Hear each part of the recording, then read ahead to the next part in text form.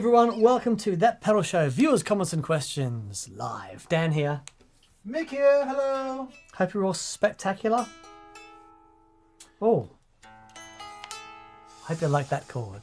Rudy, are you ready for this jelly? Babies, are you ready for this jelly? Daniel, are you ready for this? My body too bootylicious, baby. Yep, that famous bootylicious chord. That's what it made me think of. I do like Destiny's Was Child. it the chord or was it this? It was that. Daniel's just too bootylicious for you, babe. Welcome everyone to Viewers, Comments and Questions. How does one learn to sing like that? You're working on it, don't you? Working, baby. I've been listening to a lot of Destiny's Child this week. Did you see that And enjoying it. Beyonce got all of Destiny's Child back up for the last gig of her tour? Really? Yes. I'm not that close follower or fan, but Okay. yeah, one of my favourite lyrics is in Survivor. She throws up lots of sort of call and answer responses. Different Survivor. Different Survivor, okay. Yeah. Thought I'd be weak without you, but I'm stronger. Thought I'd be poor without you, but I'm richer. Okay. Thought I couldn't breathe without you, I'm inhaling. Come on! That's very good.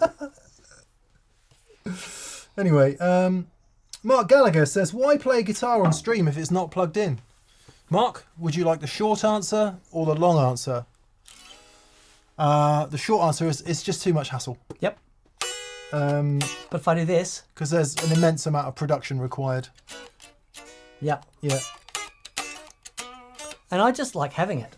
It's a lovely thing to have in my lap. Yeah, we did it. We did some VCQs with guitar and people just weren't into it. They'd rather talk, Yeah. it would seem. So, yeah. Welcome, everyone. Welcome. Michael Giliberto, welcome to you. Our friend, Joshua Schwartz. BV, thank you so much, BV, for being in the chat and doing all of that. We greatly appreciate it. Yes, mate. Thank you. Airfire, Ed is on. Hey, buddy, how Hey, are bud. you? Andrew R is on. Hey, Simon V, RDJ, John 777, Dave Ducrot. David Ducrot. That's very Or good. Dave Ducros. I had a friend, I still have a friend, although I haven't spoken to him for a long time, called Johnny X. And he's called X because no one could say his surname. So they just called him X instead. Okay. It wasn't that hard. Van der Schoot. It was, Phil Cosby's a full X. yeah, And is for the same for reason. the same reason. Yeah, he has got a slightly more complex as far as Western spoken English goes. It is a Greek name, isn't it? Yes. Yeah. Correct. Muchomachis guitarist. Yep. Yeah. Todd Roy's on. Which would be more Latin, Curtis I suppose. R. Gordon Rankin. G'day, mate. Johnny T. Johnny T. Evan Diebold. Or Diebold. Swizz872. Paul Matulovic. G'day, mate. Guitars, okay. Yeah, what a lovely lot of friends. Ian Jeffrey is on. Carson Green is on. Right, when I see Carson Green, I always think of like Parsons Green Parsons Green. in London. I think of Johnny Carson. Right. Steve Mass is on. Hey Steve. Todd Roy, Kelly McClure, Chris Warburton, lots and lots. Justin Baylog, how are you, buddy? Been a while. Good to hear from you. Stuart Guitars Trowbridge. okay.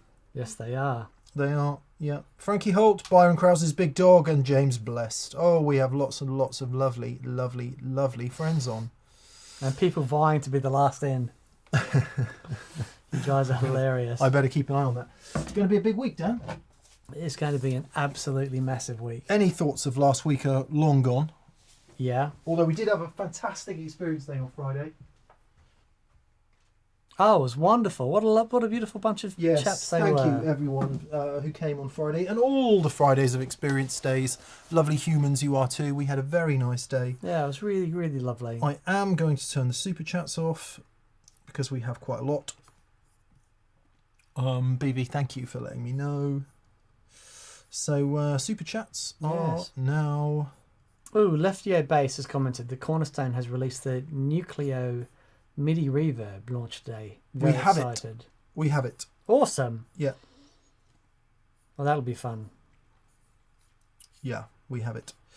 It's interesting departure from Gladio to go Cornerstone.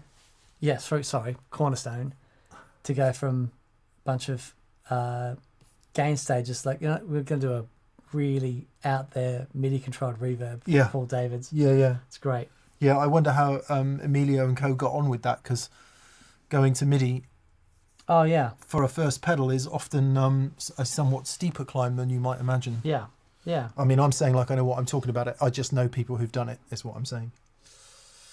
It's the thing. But no, this sounds great. I saw the, not the prototype, but an early version of that at NAMM, and Is it the Paul David signature one, or is it? Yeah. I get confused. It's blah blah blah. Robbie Lopez says, "What time is it at TPS hours?" It's 4:30. It's not late. It's early. To quote the Spin Doctors. No, it's 6 minutes past 5 p.m. Mm-hmm. Yes. And Curtis R says, "How did I miss the upcoming Spinal Tap 2, The End Continues news?" Yes, they dropped the trailer. Have they? They've dropped the trailer, and it does look very good. I think we should have a very special day out I am so there with you. to somewhere that has a adequate screening facility. We should with get alcohol. a whole bunch of TPSs, Oh, that's a good idea. and we'll just make a massive day of it. I wonder if we get a cinema somewhere to sell us a bunch of seats. That's a good Let idea. us know if you're up for that. The only thing is, you can't ask us about overdrive pedals during the film, all right? We just need to get that said. Before and after, no problem. Yeah.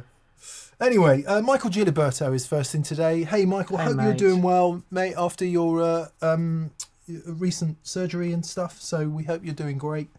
Michael says, hey, D&M, super special chat today. Number 1, 10 years of TPS. Thank you, buddy. Yes, it is. And 1 year since my lovely experience day with you two, Catherine and Rosie, and fellow enthusiasts. It still seems a bit like a dream. A good one. No questions today. Just best wishes for a long and prosperous future. Oh, bless you. Thank Thank you, mate. Michael. And thank you for your incredible generosity as well. It's really kind of you, buddy. Yeah. Joshua Schwartz, he says, for a question from the chat. Happy Monday. Okay, Joshua Schwartz, thank you very much for doing that. Let us take one from the chat. Let's see if there's one come in early. Robert says, Dan has a new telly. No, just adjust the colour on your screen. No, I've had this one for a long time now. This is my 65, but doesn't get as much love as it should, but it's a wonderful guitar. Oh, come on. All I'm looking for. There's a great Chris Waddle reference. But,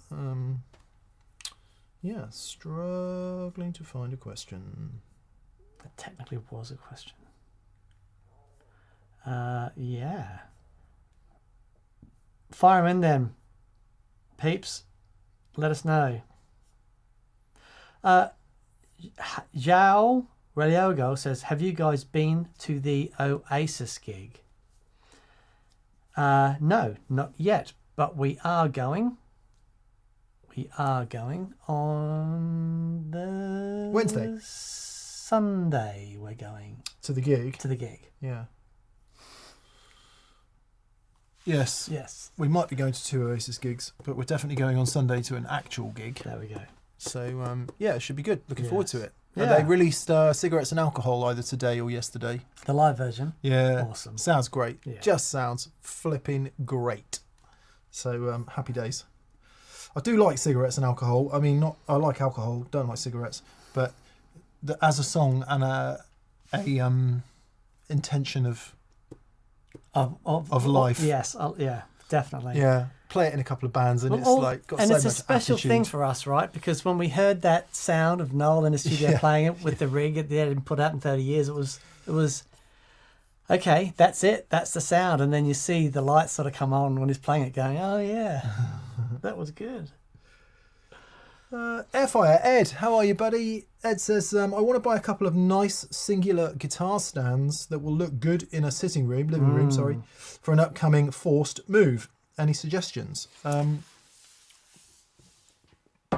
a lot of nice guitar stands out there. There is. I got some wooden ones that fold up, and they're folding really ones. lovely. Where did you buy them from? I've got no idea.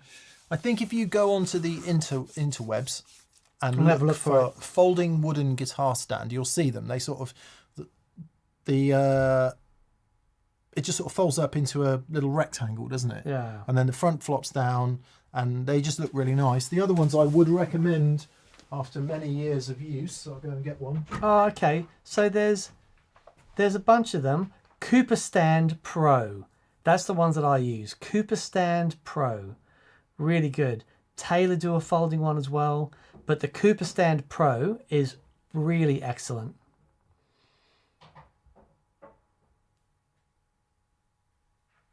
Yeah, that's what I would go for. And they do the Pro and the Mini. Oh yeah, they're good. I quite like these ones, which aren't quite as pretty as the folding wooden ones, but they are slightly sturdier when you knock into them. This is by K&M, and it has a cork surround, which is nitrocellulose safe. And you can adjust the widthing if you wish to adjust the widthing, or you could if it wasn't all gummed up with tape and other crap. Oh, that's nice. So they're quite good by K&M. Lovely. And as you can see, it's marked with tape from my last gig, so I neither lost it nor left it. Okay. Oh, I've got a question for the next one. Cool. So yeah, that's what we'd suggested. You can spend crazy money and get really, really, really lovely ones. Yeah. Gravity makes some really nice ones, but they tend to be that kind of, black plastic, generic looking guitar stand, which it sounds like you don't want. Gravity. Don't let my guitar fall upon me. Exactly that. There you go. Andrew R. Hello, Andrew R. Andrew R. Hello, DNM. Upon opening a pack of vintage strings, you are greeted by the strangest genie ever. For freeing him, you may instantly master any guitar-related skill you could choose. What would you choose? Timing. Feel, timing, if you can relate those two together, for sure.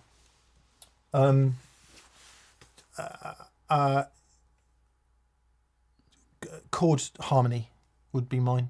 So chord theory, which takes us to knowing all of your major, minor, 7, minor 7, 9, 13, and how that all works without having to think about it. That's what I would learn. Because then you can play the guitar.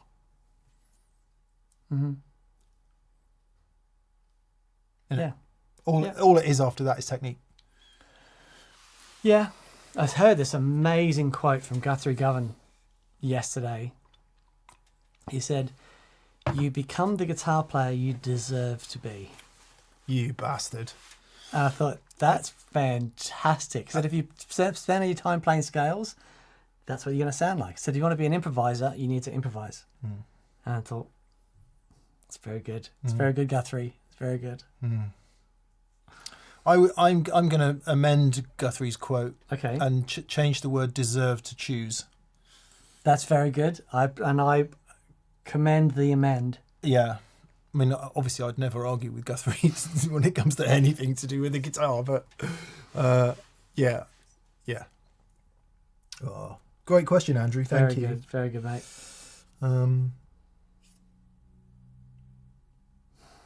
Yes. Chris Parshall says the K&M stand is also good when you have a strap on the guitar. Actually, that's a really, really good shout, because the more fussy stands, your strap can get caught in it. And oh God. Because I have a slight tendency towards anality, I'd never put a guitar on a stand with a strap on it. Oh, really? No.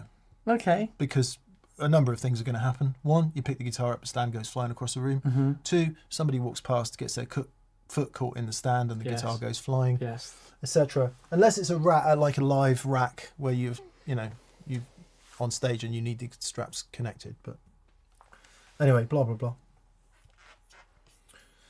Blah blah blah. What am I doing? Thank you for the question, Andrew. Simon VRDJ. Simon, how are you, buddy? Hey, buddy. He says, "Dear DNM, with the Danalog's first gig in Swindon fast approaching." That's when I said to Dad it's going to be a big week, I was referring to that as well. You know what? With everything that's going on at the moment, I hadn't even thought of that. Yeah, that's... it's nearly sold out, apparently. Great. Am I still going to be able to get in, or do I need to buy a ticket? No, you don't. Because I don't want to get there and be turned away. That would... Yeah, all right. Don't be silly. Yeah. Okay. A bit of housekeeping to come in a minute. Anyway, Simon wants to know, with the Danalog's first gig in Swindon fast approaching, I have to ask, is it better to get a hotel room and a taxi? Or just park in Swindon? Is it safe and worth it? Oh, it's definitely safe. There's where the venue is. There's loads of parking around. It's as safe as any. It is, of course. Other town. Yeah, which is... absolutely. Also, the venue is in Old Town. It's not in town centre. It's in Old Town, which is nice. How far is it from the train station, Daniel? Are you taking train? I can't. There are no available trains. Oh, okay. Can't come back late enough. Yeah, okay. Sorry, I thought you were asking for yourself. Oh, no. How far is it for the train station? Asking on behalf of... It is probably a 10 to 15 minute drive from the station. The station's right down the bottom and you got to go up. So it's not an easy walk? No, I wouldn't suggest walking it. Yes, too far. It's a bit too far. Unless you're a professional walkist. Yeah. And then you can do that thing. Yeah. Yeah. I did think about getting a hotel room myself so I could have a few beveragios. But maybe the grown-up thing to do would be to not do that and drive home. Would be, or you just come crash at mine. Oh, that's not a terrible idea. We have a room. We've had a room for you there forever. That is not the worst idea in the world, actually. There you go. Can I sign some sort of bit of paper that says I'm not helping to pack up? Completely. Great. Yeah.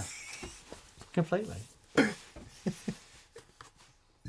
Because I think come the end of that gig, you especially, and me partially, will be feeling quite demob happy with what's going on this week. Yeah. Yeah, completely. Yeah. Completely. Because it's been a bit of a build-up, hasn't it? It has. It has been... Anyway, look forward to seeing you there, Simon. I'm going to sleep for a month, I think. But, yeah. Dave Ducros. Dave Ducros. David Ducros. Whichever one of those it is. Hello, DNM. I've been getting back into guitar over the last year or so, playing solo at home and taking some lessons. Nice.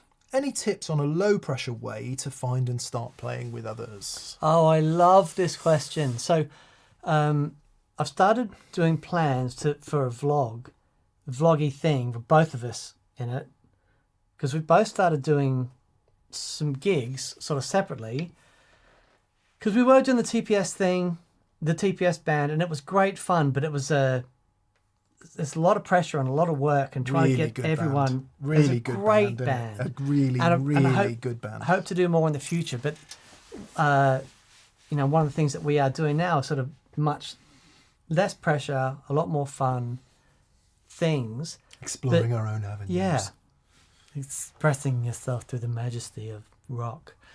And I love that question, because one thing that's really important to us about playing music and stuff is the community of it, is the shared experience of it. And getting out and playing with people is really, it's such a wonderful thing that music can enable you to do.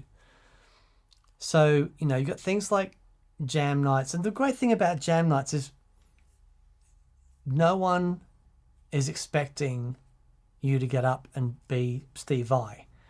It's a thing where people just get out to a pub and make some noise, and it's really great. So that's really fun. There are loads of online community groups, and there'll be people in the chat who have some really good suggestions, because we're all in the same boat, right? We all want to get out there and make more music but have fun, and don't get overwhelmed by it being a whole stressy thing. And meeting like-minded people and say, hey, fancy a beer and a jam? And before you know it, you're rocking in the free world, baby. Yeah, it's What's really cool about playing music is, like, if I'm sure this is true for both of us, if you think about all the bands you currently play in and all those you've played in over the years, the people involved are quite disparate very often. Like, people from different walks of life, from different sort of occupations. You know, you might even be quite different socially and all that kind of stuff. You might not even agree on a lot of stuff, but actually when you come together to play music, none of that matters, because hopefully you don't talk about all that stuff too much. You're just playing music. And in that respect, it is amazing who you can have a good musical connection with, who you might not necessarily love going down a pub for a beer with. Of course, that is a fantastic, nice to have as well on the end of it. But I guess my general point is, if you know anybody who plays, and even if they play not necessarily the guitar, if they play a bit of keys, or they might even play like a brass and woodwind or something like that, actually just the act of doing something together that involves music is a really great way to start. Yeah. And stuff like proximity, willingness, the fact that you can communicate are much more important than musical interests or, you know, whether you're best friends. Yeah. Because if it's, what you need to do is just remove as many barriers as possible to actually physically getting together. Because if you've got to drive 20 miles, you probably won't want to do it, etc., etc. So if you just know anybody, then get together and start doing it. If you don't know anybody, it does become a bit more difficult then, because then you've got to find some way of meeting people. And what's that? Message boards, social media, Stalking. Yeah. All that stuff. All that good old-fashioned stuff. Yeah, but I find pub nights, like jam nights, a really wonderful thing. Apparently David Gilmour just opened up a jam night at his local pub. Did he? Yeah, Brian Mills says, he started an open night in the local pub, which would just be unreal. Yeah. They can also be quite dispiriting experiences. Like, sometimes jam nights are very sort of closed affair, where you've got a little clique of people who run it, and it can be a little bit hard to break into that clique if that's the kind of place that it is. But you'll meet somebody there. You know, it might not be like the core of who's organising it, but there'll be other performers there who are in your boat. Who did we have that came to an experience day, and he did one of these courses where they have like 10 different bands, and you go there and they put you with a drummer and a bass player and a keyboard player. Yeah, that's and you in the learn US, a bunch of right? songs, and at the end of it, you're rocking out. I thought it was here. Was it here? I thought it was in the US. It might have been, yeah. Yeah, a great. Somebody will please. You may even be in the chat tonight, but like an organised thing. And please, somebody tell us what that is, because it sounded flipping fantastic. Yeah. An organisation. So you go online, you sign up to the platform, and then it just shows you things that are happening. Yeah. Backer says, busking has become less of a deal, but I met half my old band that way. That's nice. If you've got the stones to get out and busk. I can do that with Doug, with anyone else. Doing it by myself I found really, really tricky. Busking? Yeah, it's locked down here. You can't just busk anymore. You need a license. You need to book a slot. You need to... Right. I mean, London, forget it. But also, I think that's starting to happen in other towns as well. Oliver Boysen says, your local town or city will most likely have a Facebook group for local musicians. There we are. If you can bear Facebook, get on there and see if there's a group of musos. Johnny T says, is Mr. Gregory coming to see the Danalogs? I don't know. I'm going to give him a call because I haven't talked to him in a while, and I miss him dearly. So yes, I'll let him know. But one thing, my daughter is doing a support slot. Woo! It's amazing, man. She's a proper artist. I'm very proud of her. So yeah, she's going to do 20 minutes to open up for us, and away we go. Nice. Yeah, it's lovely. Very nice indeed. The older brother says, hi, long time viewer but first super chat. Love the Attenuator episodes. Just played the first gig this millennium with my old Reborn band. I used my 1987X. Yes, he did. With all tips on the setup from you guys. No question, please take one. Amazing. Well, okay. Well done, the older brother. Congrats That's on brilliant. the gig. So I've got a question here. from Raf Freitas. He says, sorry, Raf. I missed the super chats. Question, if you have time, what speaker is in the 1x15 cab and how is the top end? Great question. It's the 1x15 2-rock speaker. Look at this. That thing is amazing. So for those of you who don't know, I've been eyeing up the 1x2-rock when they released the Vintage Deluxe.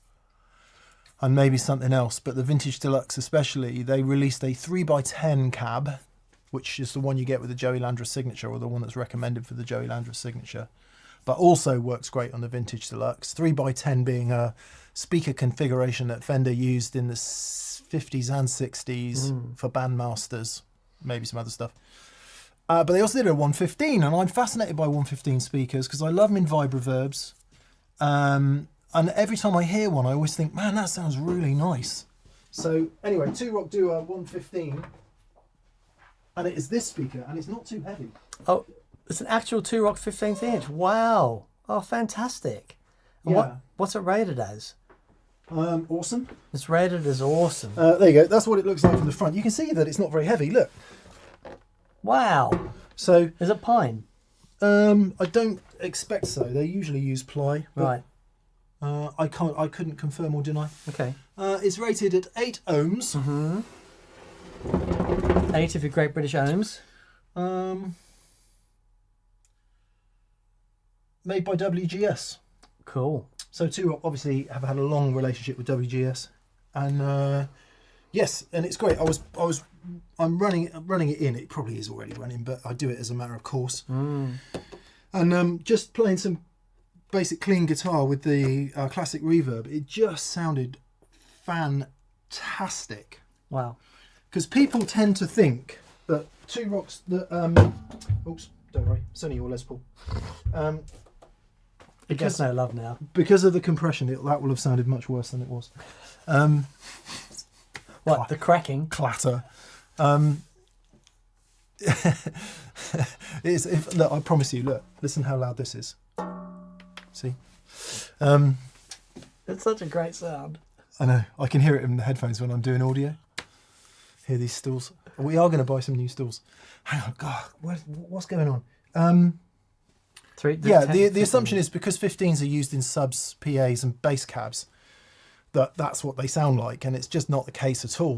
They can produce beautiful high end. I'm given to understand that something to do with the physical size of the speaker means that those frequencies present in different ways over different distances. But you know, a lot of steel guitar players like 15s for that sort of just beautiful. Yeah. And of course, they've been in guitar amps for ages. Think about the old that 50s Fender Pro that we had, the 53, 52 Fender Pro. Astonishing. Easily one of the best guitar sounding amps I've heard ever. Unreal. PB Delta Blues for years at a 115. They did some versions of the Twin Reverb with a 115, and there's even Mark III Boogies with 115s. So yeah, I'm looking forward to it. Looking forward to getting into it. Yep. Shall we do some housekeeping? Yes. Got some housekeeping music done? Sure.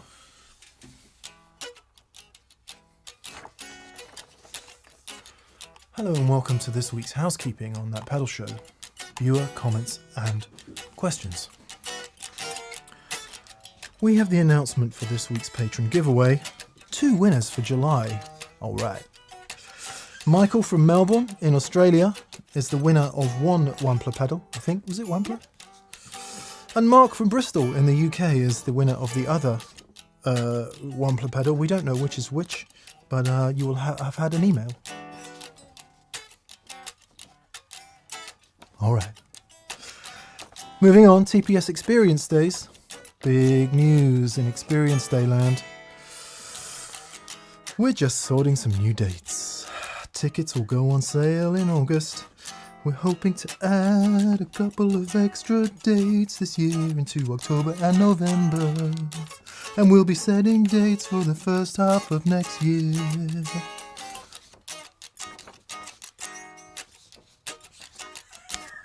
So there's plenty of time to book travel stuff for those of you traveling from afar.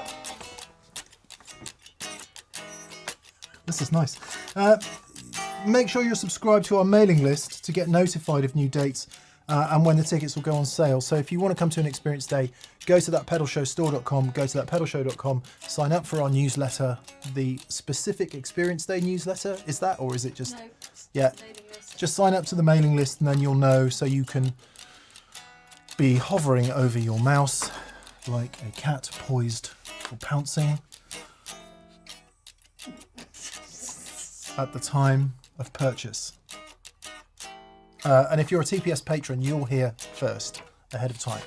Okay, don't go changing.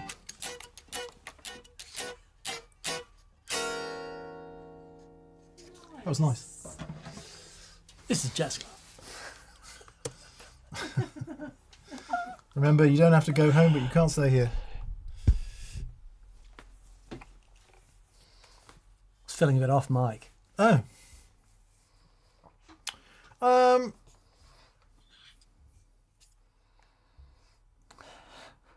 Good. We actually gained some viewers during Jazz Odyssey, which is incredible. Todd Roy says, where else on YouTube do you get this? Nowhere, I say. It's a fair comment, Todd. Yeah. Can I just say there's a reason for that? Yeah. Yep. Yeah. And Dawson says, everyone needs a 15-inch EV. Yeah. Oh, man. Okay. Is that a thing? Yeah. Wow. Yeah. So I got to say, the EV10M, that in the Princeton, it's a good that's machine, is it not? It's really magic. Evan Diebold or Diebold. Hi, Evan. He says, hi, D&M. Congrats on 10 years. This show and community have been such a positive influence on my life. Thanks for everything. So welcome, buddy. Appreciate it. And he says, what speakers or cab would you pair with a 65 Bassman head? Nice. It's a great question, because the obvious thing you want to go to is a 4x10. But we have a Bassman here that is it's a 2x12 combo. And it is spectacular. I'm really loving the 10-inch thing at the moment, but the Bassman and the 12s. I prefer that over the 4x10 combination in general. Yeah. It just, I don't know, it just... Yeah, obviously they vary greatly depending on which 10s or 12s you're talking about. 65 Bassman, of course, will be a black panel Bassman, so not a tweed Bassman, for those of you watching in black and white. Or indeed a cream or a brown one. Did they do any brown ones? Don't know. Anyway, like the super crazy classic Bassman is the like 63 cream, Right. isn't it? That's what a lot of the bass players really loved. Right. And that's interesting because I think isn't that era of Bassman's kind of what Dumble was interested in? Okay. Yeah. And the reason I'm saying that is that there's a 2x12 cab that looks a lot like this one here.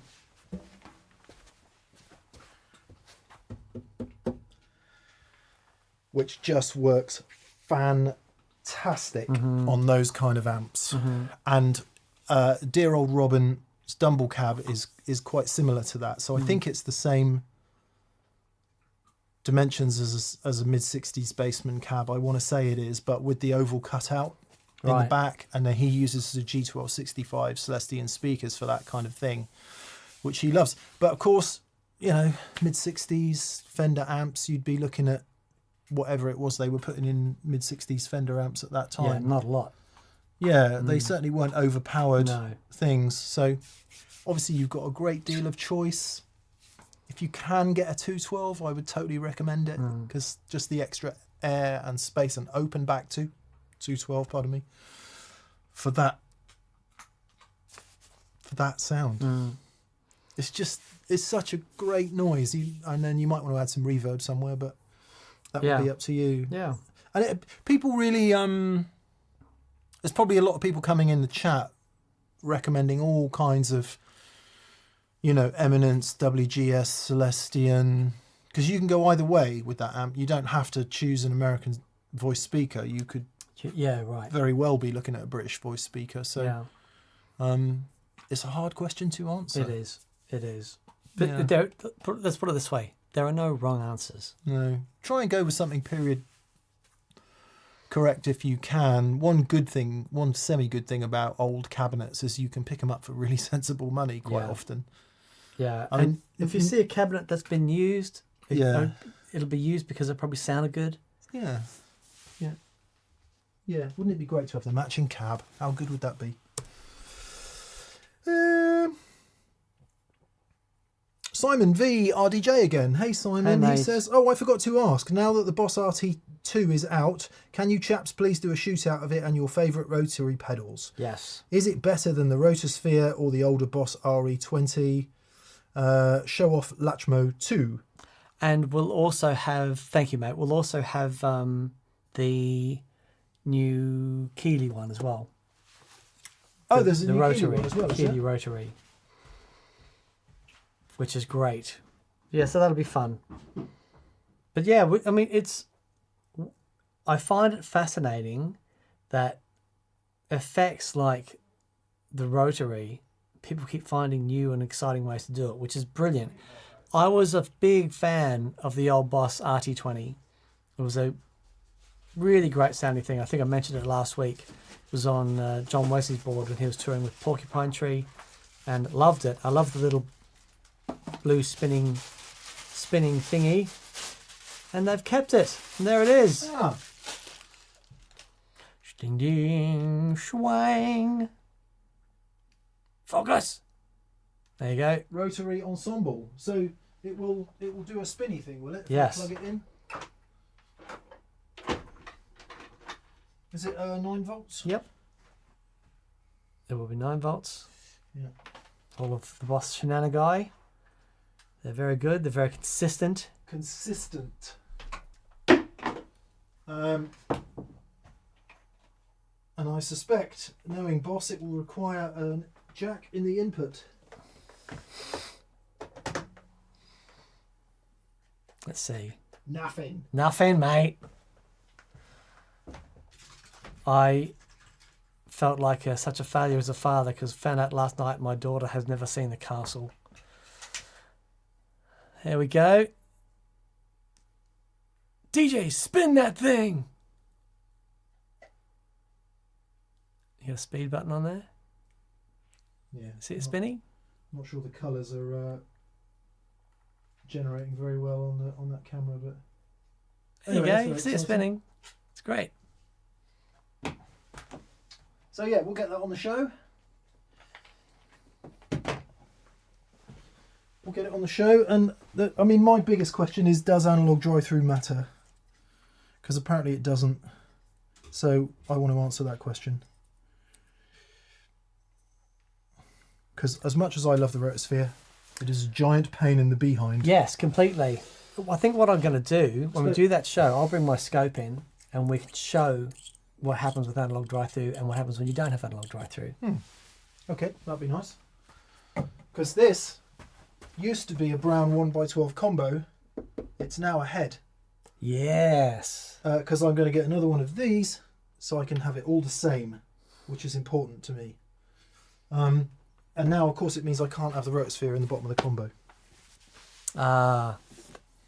It did sound good with that. It was great. Yeah. Yeah, I'll just have to have it off the board. But I got no immediate gigs coming up, so there's no panic. Did you have it in the loop Yeah. of the amp? Okay. And the it worked reverb. Great. It And sounded reverb. amazing. That 2-rock loop, though, tube buffered, send and return, And you can change the level. change the level, Yeah, and yeah. bright. Oh, nice. So you can have it bright or not bright, buffered Okay. or unbuffered. Right. Yeah, buffered or unbuffered, Right. bright and not bright, and level. So you can make anything work. Awesome. Ian Jeffrey. Hello, Ian. Hello, Ian. He says, good day, Legends. It's a new-ish guitar day for me. I swapped a rosewood neck on a Pawnshop 51 with a maple neck on a Paisley Telecaster. 2 new guitars. Ish. What is your top tip for getting new life from old gear? Oh, great question.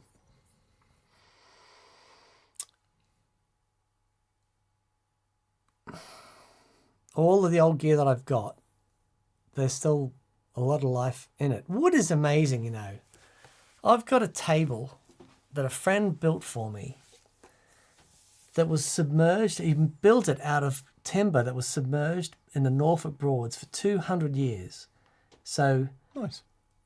it was there getting battered by the waves and stuff. And you sand it back, and the salt and stuff has managed to go in like a millimeter into the wood. You sand it back, it looks just like new. Yeah. It's incredible. Mad. Wood is such an amazing material. You know, check your things that do go, electronic components, you know, especially electrolytic capacitors and things tend to drift. But you know, find if you're in touch with a good tech and you want to get it looked over, they'll generally be able to tell you if things need looking at. The most important thing though with any guitar is have it set up properly. I had Matt set up my SG and I just cannot stop playing that guitar. Set up in new strings, isn't it? Set up in new strings. Guitar-wise. Yep. Yeah. You know, just give the frets a bit of love and get it cleaned and away you go. Yeah. And then maybe if it's something electronic like a pedal or an amplifier, maybe play something on it you wouldn't normally play, or don't impose what you want to play on it. Just plug it in. Let it lead. Try and open your mind as to what it might want you to play, which might be something completely outside of your normal thing. So, great. Yeah. Or, hang on, what was the actual question?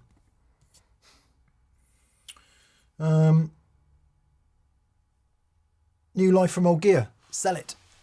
And then it can have new life with somebody else. If you really don't use it. Yeah. Yeah. We can talk.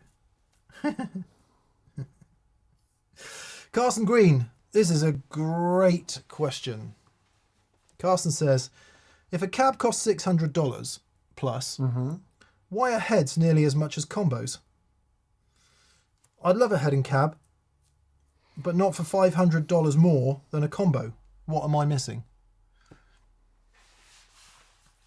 So what he's saying is the head's like $2,100.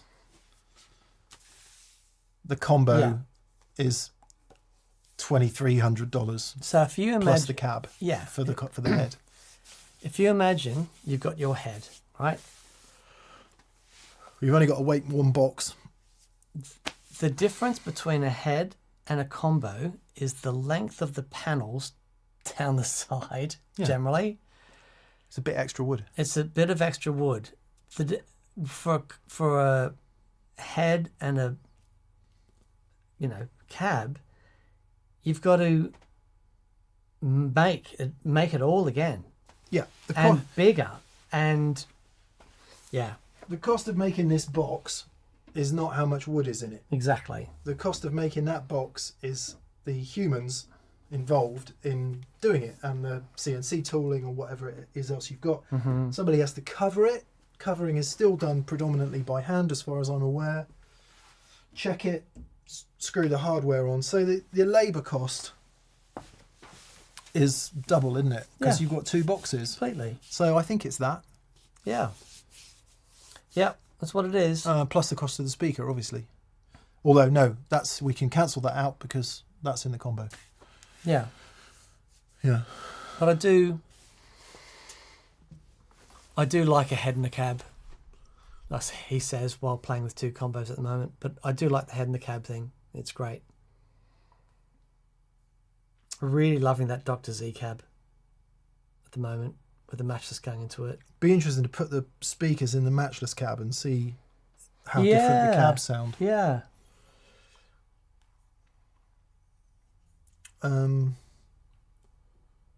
It's 16, isn't it, that Dr. Z cab? Because we've got a pair of golds elsewhere, but I think that would make 8. Oh no, we've got 2 more golds that we could put in that cab. You'd have 2 16-ohm cabs and you'd be able to hear them side by side. Done. Love it. And then you would know. Yeah, love it. And they're both newish golds as well, Yeah. so the speaker shouldn't be that different. Yeah, that's a great idea. Okay. Another question. Somebody was asking before, I think it might have been Todd Roy, was asking, so putting the Rotophere in the cab didn't work out. It did. It really Sounds did. amazing. Practically speaking, it was great, but I just, after trying the TS1 on a fuller size 212, I can't get away from that sound. Yeah. It sounded amazing on Friday. Yeah, I just think for me personally, for the way I use it, the 212 is a sound I prefer over the 112. So, yeah, it's more hassle, obviously, but I'm long past caring about how much hassle things are.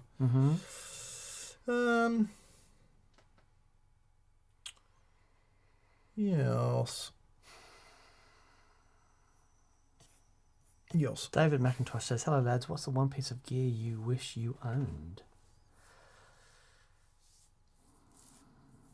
Decent console. That's nice. Like a good SSL or Neve or API console. That's nice.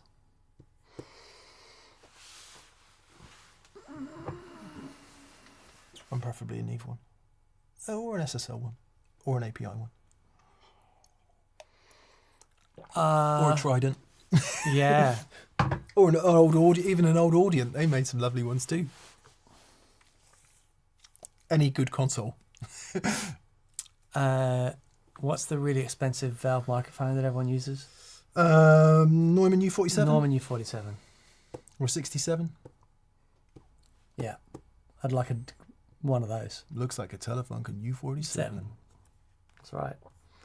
Todd Roy says, Robin Ford's example. Yeah, that one.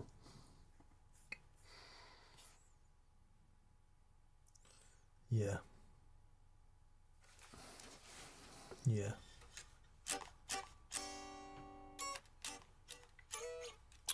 Right, okay. Ian Jeffrey. No, we've done Ian, and we've done Carson Green. Thomas Gelnar. Hey, Thomas. Thank you very much to everyone who's super chatted Yeah, tonight. thanks, everyone. A lot It's of wonderful. generosity here, especially you, Thomas. Thank you, buddy. That's super generous of you. He says, hello, MDKC and Rosie. And BV. Who is C?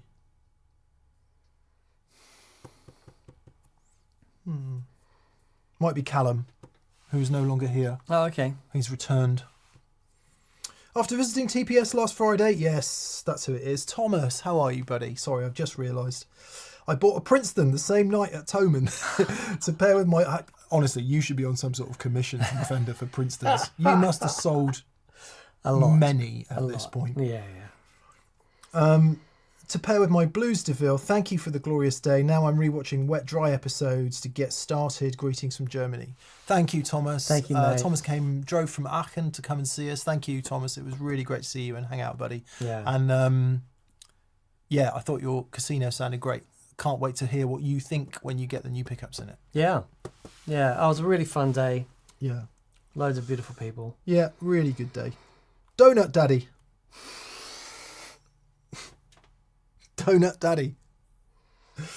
Any experience with roasted ash tellies? I suppose they're resonant and light, or supposedly they are resonant and light. I soon get one that's £8. Thank you for your positivity and great work. Cheers to the community. Indeed, we echo that cheers to the community. Yes. Roasted ash. I'm super interested and intrigued, Right. but I've never really spent any time. No. The roasting thing in general. So my new guitar that I've got coming's got a roasted. Oh, okay. Yeah. There's roasted. There's boning as well. Boning the wood, which is a thing. Interesting. Yeah. Yeah. I do know that a couple of guitars I play that I know are roasted. One being Exotics have made some of those guitars with roasted necks. They feel fantastic. Yeah.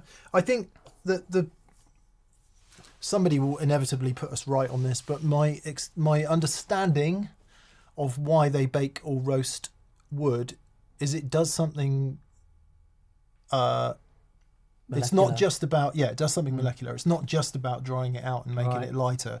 It does something molecular, whatever the hell that means. Okay. And the wood has somewhat different, lighter, more resonant properties acoustically after it's gone through that process. I also have heard, and please feel free to contradict or agree, that it makes the wood more stable.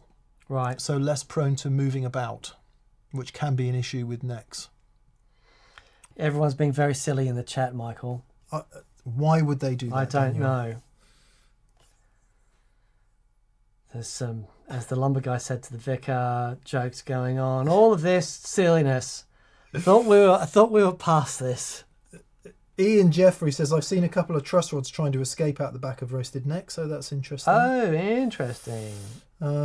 Crystallizes the sap, says Paul Matulovic. Yeah, I mean, it would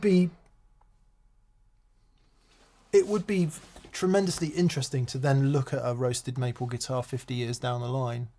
Yeah, okay. And see, not that I would suggest that anything wrong would happen, but yeah, because it's just a different thing, isn't it? Yeah, no, I haven't spent any time with them, and we should. Nice. Bit Neil Sean. Sean on, you crazy diamond. You should do That's that. Do do do do diddly diddly diddly diddly diddly diddly diddly diddly. Ah, come on, this is totally possible. So if you're playing,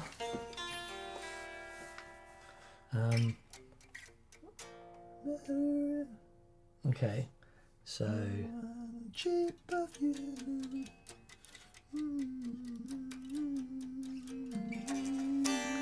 okay.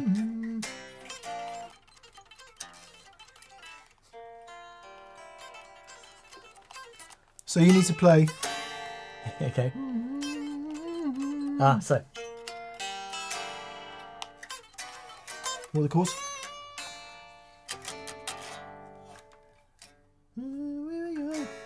What's the next chord? Right,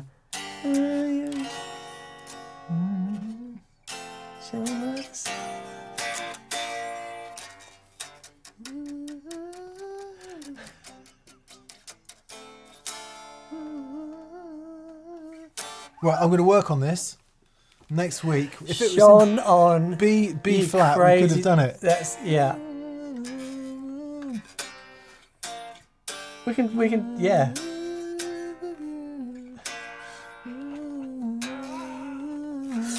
That's brilliant. Okay.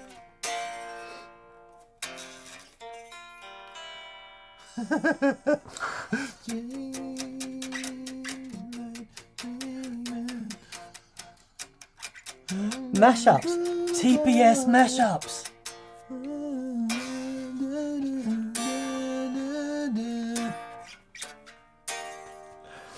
Frankie Holt says, now play Funky Town. That's very good.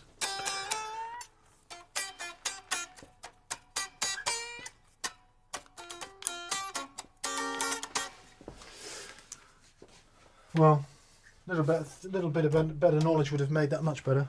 Instead, heathens scratching around in the dark for harmony. Just. Yep. Yeah. Ugh.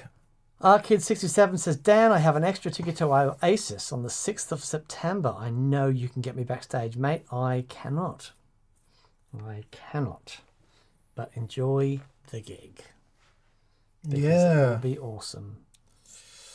You could use that ticket to some significant advantage by calling in favours with friends. Yeah.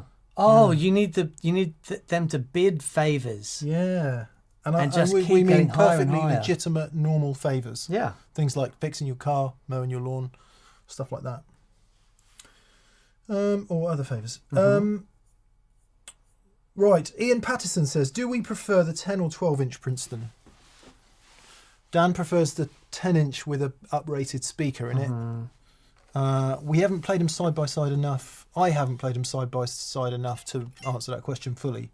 But I have always enjoyed a Princeton with a 12 when I've played it. Right. Including like the Chris Stapleton one, which Oh, is yeah. a That amp's brown one, so it's different from the black panel one. But Yeah. That's an incredible sounding amp. yeah. I heard that at NAMM years ago. So cool.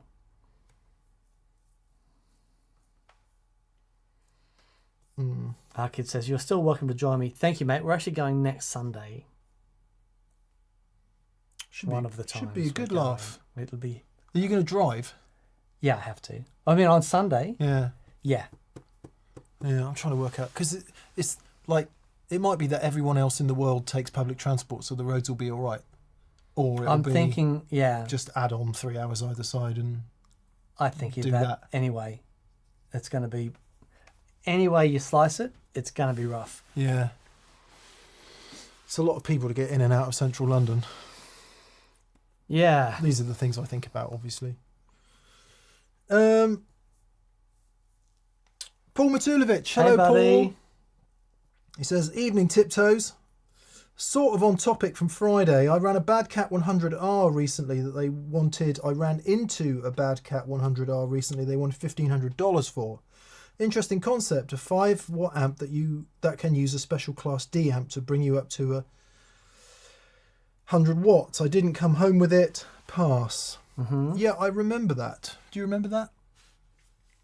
So 5-watt tube amp and a class D. I don't remember it. I don't Kind remember of bit not totally dissimilar to the Victory V4 series, all in different format, where they have the little square thing, and in there you've got a bunch of tubes and a preamp and a class D power section, so you can run a whole amp just from there. Yeah, sort of stepping into that world of where we get to the 2 notes reload 2. Yeah. And solid state power sections were a sort of thing. Something must have happened technologically, because they all started coming out, didn't they? Yeah. The first one I can remember, Being hard work. Class D, sorry, and I don't know if it is, but even Electro Harmonics did a bunch of pedal-sized ones, like the Magnum 44. Yes. Yeah. And So the I studio don't- stage. Oh, the caliber. The Electro Harmonics one. There's a Seymour Duncan one. Yeah. There's a bunch of them. All kind of started happening Yeah. around the same time, didn't Yeah. it? So I don't know if that particular Class D amplifier became Accessible. accessible Yeah. and available. That's Yeah. usually what happens. And then, of course, everyone ran with it. Yeah, interesting. Something must have put you off, Paul. Maybe $1,500 seemed a bit much for such a thing. Venice King 1 says, hi, Jason from Edinburgh here. Jason, Hello, how are you, Jason. mate? He says, I just wanted to say thanks to you both, Catherine and the other guests, for making the experience day so awesome. You're so welcome, buddy. Bless you, buddy. Thank you for the gifts as well. Yeah, it was really wonderful. Well, they're the best day. We love doing them, and we're, getting feedback like that really means a lot, and we really appreciate anyone that takes the time out to come and hang out with us for the day and just come and see what TPS is about and hear some sounds and play with some gear, and it's just a really super fun day.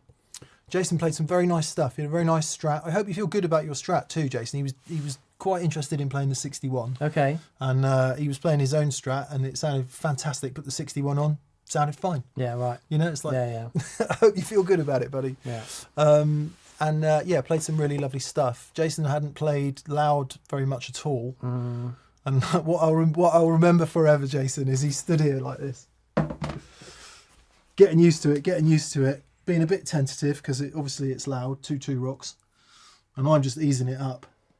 And I'm like, right, lean in now because you've got 150 watts on the end of that. And he goes like that. So I hope you enjoyed it, Jason. I certainly did. Yeah. Cool. Paul Matulovic again. Hey, Paul. Hey, mate. He says, to follow, what would be the TPS pick of the Bad Cat, or what would you be your favourite amp that makes better use of that concept? To be honest, I tell you what. So if we're talking amps with built-in attenuators or amps with Class D power sections? Because I don't really know any. Well, I guess we explored it a bit in the show on Friday, using an external device to give a small amp Yeah. mumbo. I mean, speaking purely personally, I would far rather have a transistor pre and a Valve tube power stage. Yeah. Once it gets to Class D and transistor power stages, moot. Yeah. Yeah.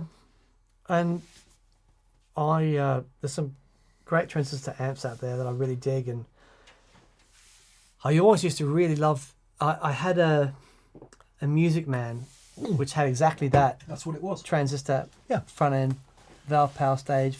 It was an astonishing amplifier, wonderful pedal platform. So yeah, I'm into that. There's a bunch of amps with attenuating back ends. That you can go from 5, up to 100.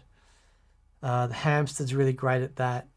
There is the Tone King, the California Tweed, brilliant at that. There's lots of really cool sounding shenanigan happening out there. Yeah. But it again, I think we've always got to remember all the time that context is everything. Completely. So what are you doing with it? And if you're not playing super loud, and the additional functionality of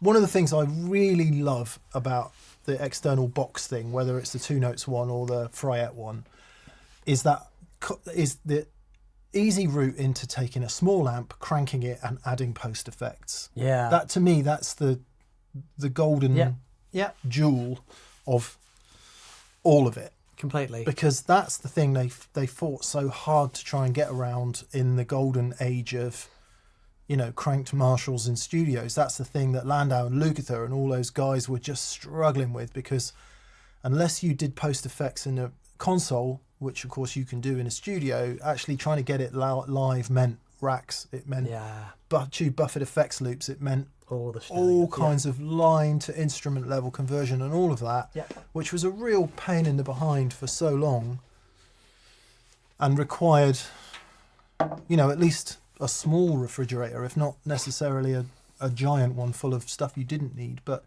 just to get that working. And Bob Bradshaw did a huge amount of work on that with Landau. Yeah. And it's very clever. But now you can do it in a little box. Yep. You can do all of that, and send a direct signal to front of house if you want. That's it for me. Yeah, it's brilliant. So to answer your question, Paul, I actually think the best version of it is, for me anyway, the Fryette Power Station. Yeah. Actually, I did like the German one as well. The Palmer one. The Palmer one. Because it's all analog. Yeah. I mean, the 2 Notes is all analog as well, but I didn't care for the amplification section of it. But, I guess with the Palmer you can't make it louder. Yeah, Have no amps in it. Yeah. So. This was really good from Gordon Rankin. He says, remember, small amplified will increase everything you love about small amps. Big amps attenuated will diminish everything you love about big amps. Well done, buddy. That is gold. A wonderfully prosaic way to put it. Yeah. Justin Baylog, how are you, mate? buddy? Haven't heard from you in ages. He says, leg ends. I've been shooting my first feature film and missing VCQ. Oh my goodness. Well done, mate. Nice. I got my dream guitar, a Wildwood R8, hand painted by Tom Murphy. Oh my goodness. I love it, except the narrow tool frets. Would you refret it or just get used to it? I wouldn't refret it. I might maybe get it crowns and get a good setup person just to do that first. So you can explain to the tech or whoever's going to do it what you want. Yeah. Yeah, when I first got Red back, I had to just do the same thing because they were just a bit tall, and just taking like a 1/10 of a mil off, it actually makes so much difference. Yeah. Because the thinner frets are really good for articulation, I find. It depends whether you that your problem is the height of them or the width of them. Yeah. If it's the height, that's great because a fret job can take some of that out. Yeah. If it's the width and you're just used to, I don't know, 6100s or something, and you just love that massive hunk of fret in there, then yeah, maybe a refret would be the idea. But Yeah. what he said. There you go. Congrats. Great guitar. Oshin Cook. Hey Oshin, how are you? He says, morning from Nashville. Hello to Nashville. Question for Dan today. I'm struggling with using the onboard tuner in G3 and using the aux as an additional loop for fuzz. Can I do both? You absolutely can. You can. You can. I do it. Even I know this. Yep. You can. It's just a setting in the global section. Sets your yeah, in the tuner and aux, yeah, completely. If you're struggling at all, obviously you can get in touch with support, but it's just a matter of going into the global section and under tuner, you can put the tuner under a foot switch. What I do is like number one is just my on, like straight to the amps foot switch. And I've got my tuner as a hidden preset under number one. So hit it again, it goes to the tuner. So in the menu, I just set it up as that's the tuner. And then when I have my, I've got my treble booster in the center return in the auxiliary. And that I got that set up as on a separate foot switch. And yeah, it works great. But yeah, if you it's in the manual, but if you're struggling at all, just get in touch and we'll walk you through it. No problem at all. There you go. Anthony Calderisi. Hey, Anthony. Hey, mate. Says, thank you also for, well, like everyone tonight, thank you for your incredible generosity. Yeah, it's wonderful. He says, hello, boys from Chicago. Just got my pedal show socks and T-shirt with my name across the front. Yay! Name across the front. Anthony Calderisi. How does that work? Tone. There you go. Mick, how are you getting along with the necklace? Oh, the neck on your 345 versus the 335. I have an original 67 335, though it's narrow. Its shoulders are chunky. What are your thoughts? It's a great question. They're vastly different. Tone. They are vastly different. And they are almost, to be fair, that isn't the skinniest 60s neck I've felt. That once you get to 67, I played 67s that are minuscule. This is crazy. It's a chunk. I might have played some tellies. You know, if you look at the back of a telly neck and you see the back of the headstock down, Yeah. the depth Oh yeah. stays the same from the back of the headstock all the way down. Yeah. Yeah. So there's no. Mine is. Yeah. It's so parallel. And I've played some, what they call the baseball bat Yeah. necks that have been like that on tellies. I think this is getting on for that. It's huge. Lots of shoulder and quite deep. They call it a 58 profile, but I'm just not sure. Look, I've played 58 and 59 Gibsons and they're never that big. But I do like it. It's really great. It's a great guitar. And I don't have any problem playing it. Unless you just jump, unless you've been like you've done 10 songs on this and you pick that one up, then it's a bit like, oh my God. This one, by contrast, is quite a bit smaller. But I think, as you're saying, because it's got some shoulder, it actually doesn't. You might remember that we borrowed the Rickenbacker off Mark Kember. And I'm not sure that the nut is a great deal slimmer on the Rickenbacker than it is this, but I cannot play that guitar. Yeah. I can't even fret a C chord because the strings are so close together. Yeah. But this, I can play this guitar freely and happily, and I don't really think about it. So if I go between this and the Strat, for example, the Strat's a little bit wider, but again, it's not a huge neck, 61, early 61, March 61. And I've no problem just swapping between the two.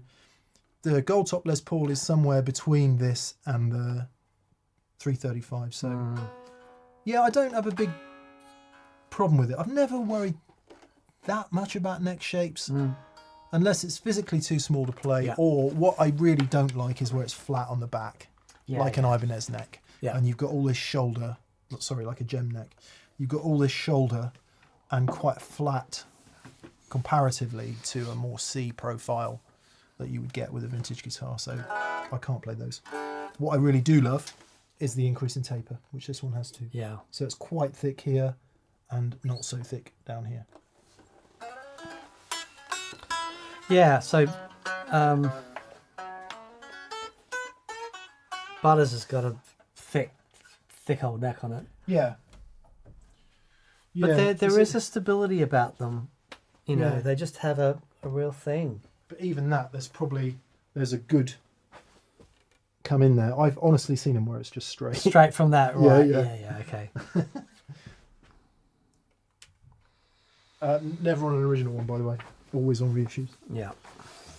Although I guess they must exist like that. Otherwise, why would they do it?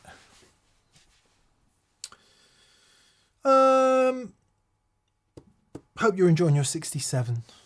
I nearly bought a 67 once, a red one off my friend Neville, and he was selling it for stupidly low money, and stupidly low money seemed like a lot of money at the time. Mark Gallagher. Hey Mark. Hey, with a Mark. C. He says, if merch is 70% of TPS coin, what percent are the super chats? I did the calculations. I'm not sure it is quite 70% actually. It might be near a 65.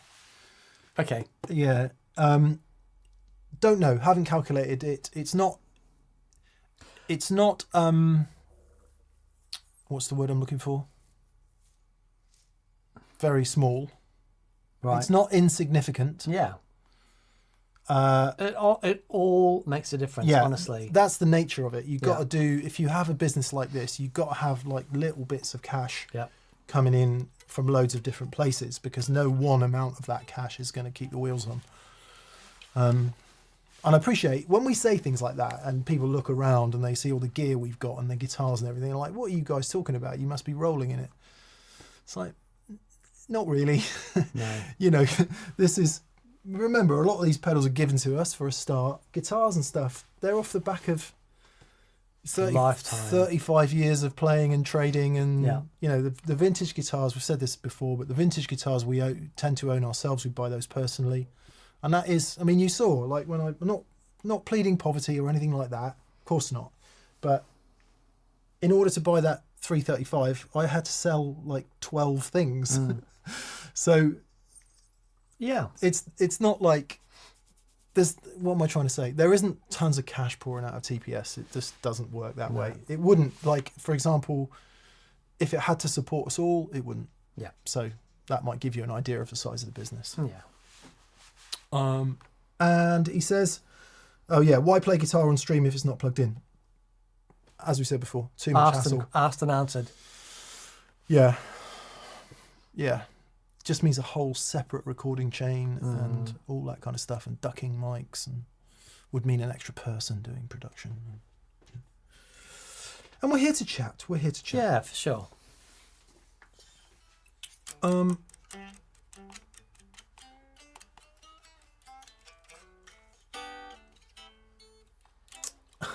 A Major 7 says, anyone got advice for a guitarist suffering from trigger finger? Presumably you mean by, not the more serious kind of trigger finger.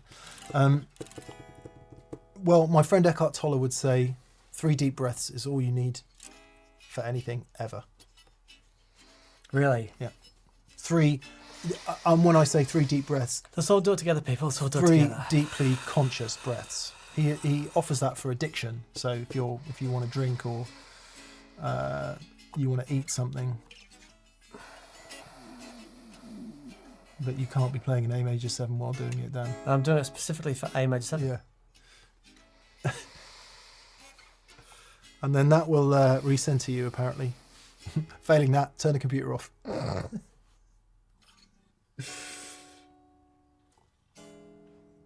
N. Dawson says, a tax-deductible vintage guitar. They're just not. No, they're really You not. used to be able to do things like that, as I'm given to believe. But these days, you know, if you buy it as an asset of the business, it goes on the business register. It will increase in value, and you'll just get pummeled the other end. Mm-hmm.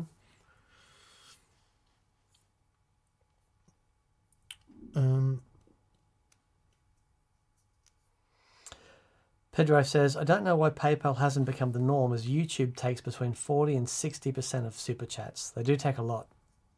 Yeah, it's not quite that much, to be fair. I think it's 30%, but anyway. September Fire says, Dan, put a Floyd Rose on that telly. Yeah, nah.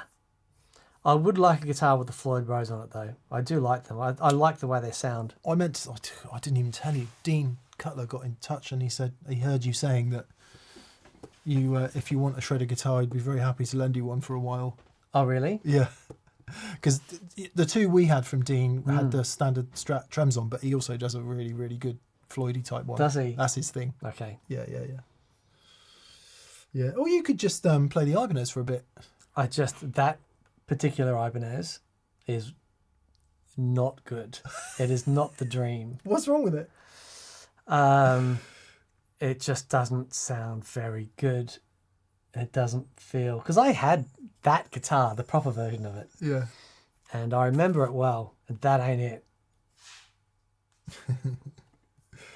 I wonder what it'd be like to get that set up, though, so it plays well. Yeah. For me, it's just the neck. It's the neck. It's unplayable Yeah. neck. And by that, I mean just purely personally speaking, based on personal preference. It's certainly not unplayable for people who are used to that kind of thing. But like absolute, like almost snooker table flat fingerboard and flat back of the neck. It's like, hang on a minute. Yeah, Some of this should be curved. So, but I guess if we offer a yin and yang explanation here, then you could say, or alternative, you could say, well, then that would necessarily require that you do something different on it, and that might be worthwhile if you had time. How much spare time you got these days, Dan? Time is not my own. Yeah. I have nothing, but that's okay because I do lots of things. You know, I'm very busy, but I'm doing lots of things that I love to do. Let's answer this question from Backer. We'll try and do it briefly, but it's a really good question, Backer, and I'm glad you asked. He says, do you ever get tired of doing the YouTube thing? What are some of the tougher things? Do you ever disagree? And what do you do then? That's a great question. We've not yet had an argument. No. In 10 years. No. So there's a mutual respect there for, you know, we come at this from very different experiences. You know, Mick's ability to make things look amazing and to, when we sit down and talk about show ideas, and Mick can take an idea and we can create a narrative with it, and it's amazing to see. And I've got, you know, there's a very deep respect for that. And so I think partnerships are a really interesting thing, actually. They really are. Very. Well, if you look at any successful band, for example. Yeah. I think what happens is they go from really close friend, like brother type relationships when you're getting it all going, and then when it becomes a business and it settles down, everyone sort of finds their own groove and everyone sort of settles in. Yeah. And I do know bands that still get on great and are great friends, and I know bands that sort of it's much more a working relationship. Yeah. Because life changes, you change. It's the same as being married in some way, or at least it has parallels with being married in that, you know, you change and you either change together or you change apart.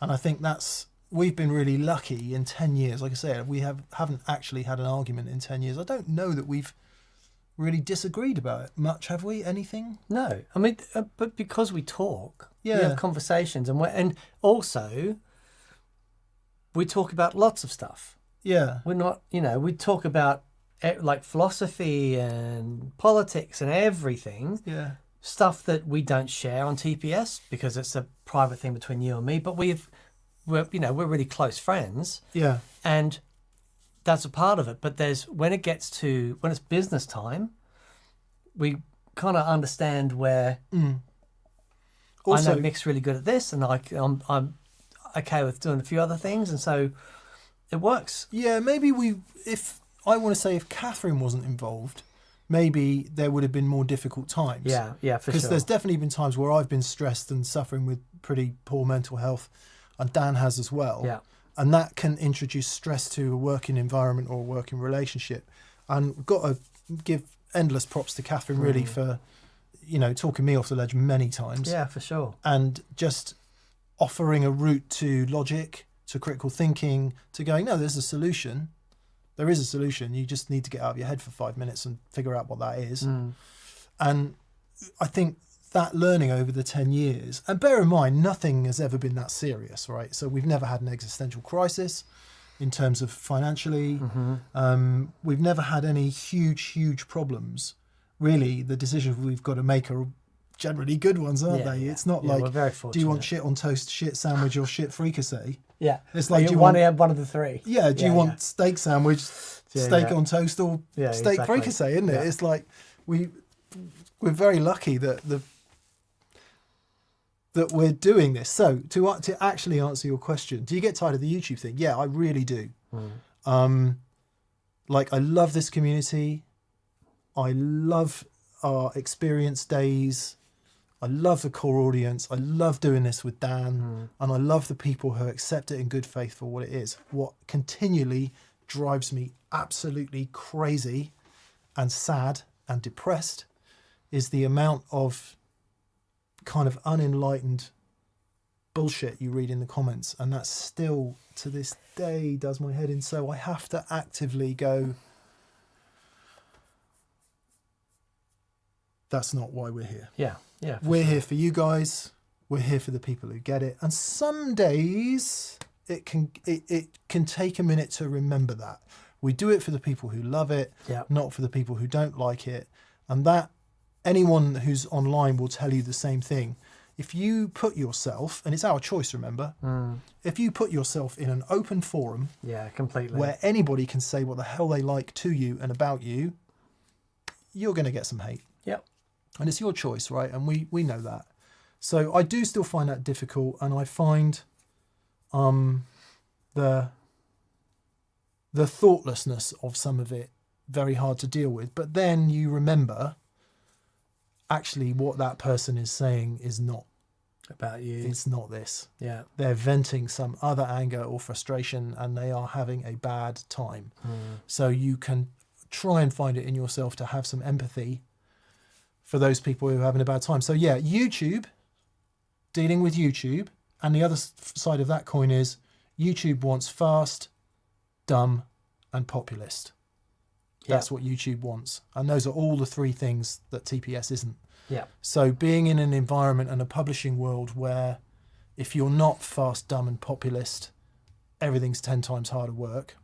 That said, I would imagine it'd be probably hard being in that world as well, because there's so many more people doing it. Yeah, completely.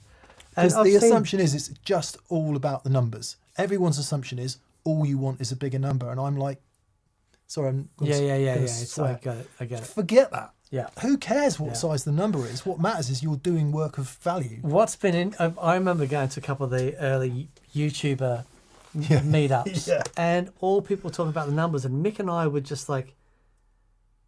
It was really interesting, because what happened to us, the only time we ever had any problems was when we started chasing numbers. Yeah. And we just got slapped. I was like, okay, no, let's just keep doing our thing. And when we're having fun and doing our own thing, that was when it was great. But whenever we've put our hand to it, we've been rebuked. But I'll echo what Mick said there about the community that has grown up around TPS is something that we treasure and something that we're fiercely protective over. So if I see a troll, I'm happy, I'll just ban them straight away. Yeah. And if it's constructive criticism, if it's fair criticism, if it's pointing out something we've got wrong, or if someone says, I don't really like your playing, that's fine, that all stays. But if it's an attack, Yeah. If it's personal, if it's vindictive, racist, sexist, obviously all the ists. If it's any ists, it goes. They're going. But yeah, sorry mate, I interrupted. Yeah, no. But that's just to say that we, the community and the value to us has been amazing. And we had an experience day, like a long time ago, like one of the early ones. Was it Chris, the medic? Oh no, Yeah. there was someone that said, he said, I watch every video that you do and I've never commented. He said the vast majority of people who watch it and love it don't comment. Yeah. And it's like, oh, you're the person who we're making these videos for. That's what we have to remember. Yeah, But completely. and a lot of people will say, well, why don't you just not read the comments? And that's because, well, somewhere in those comments, and actually most of the comments, there's going to be a question from someone that needs answering. Yeah. And, you know, we want to be there for that as well. So you do have to read them, and you do have to make sure you read all of them and answer all the relevant questions. So we need to be in there for that. On the flip side of all of that, so I think I've only ever once run away from something like a job Okay. because I just couldn't handle it. Right. I think it's always a mistake to run away from something. Okay. You should run to something. Okay. I like So that. you should always have a better option because, you know, not that it's ever even come close for TPS, but where you have one of those days where you're like, I can't do this anymore. You might think that for 20 seconds. Yeah. And then you've come up with all the reasons why that it would be a really terrible idea. Context. I walk in here on a Monday morning, like this morning.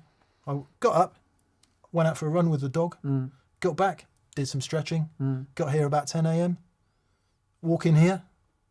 It's pretty great. It's like, what? What?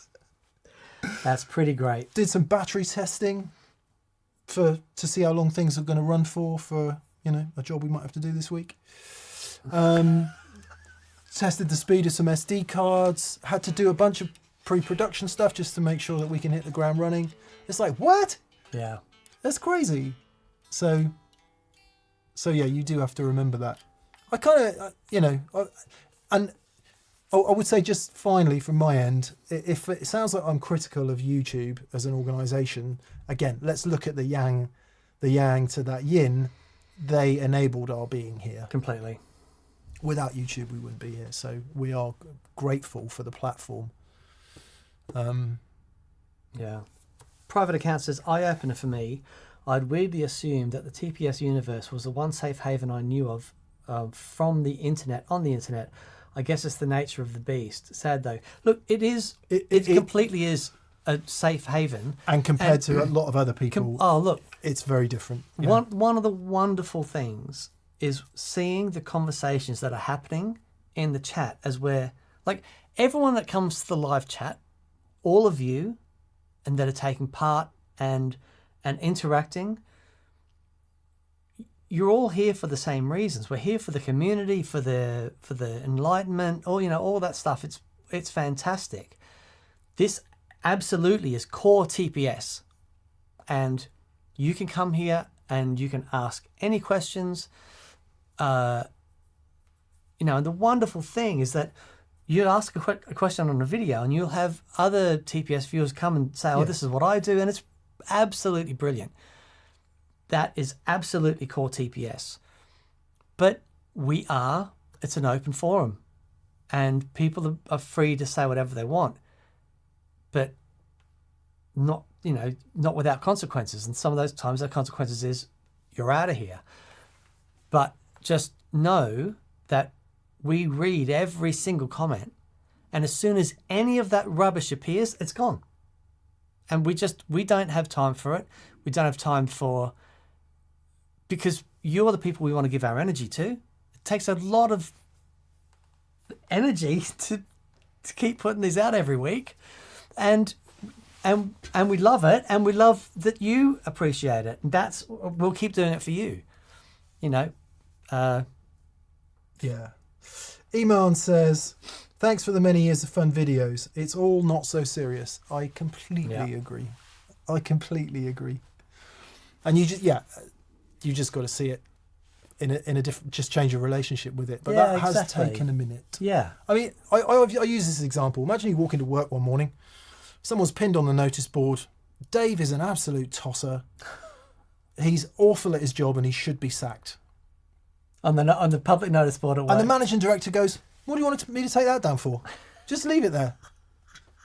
You know, we can't take the comments down. Just leave it there. This is right to speak. Imagine now that happens 20 times this week. It does take a little bit of work to ignore it. And I would say the work is worth it. It has been worth it. Because we've both been on fairly significant journeys with all of that. Yeah. I'm not saying it's dominated the whole thing. You know, it's 5% of the experience, but actually it does enable some spiritual growth. It does, because you can learn to step aside from it and look at it. And that does get better with time. So anyway, Scott Gaylor says, I look forward to this every week. I feel like I'm with my friends at the pub. It's exactly how we feel, Scott. Yeah. It's really great, and we value it and value all of you. So thank you all just for coming to hang out. It's really, really cool. Yeah. I also do wonder, so... Oh, sorry, Mick.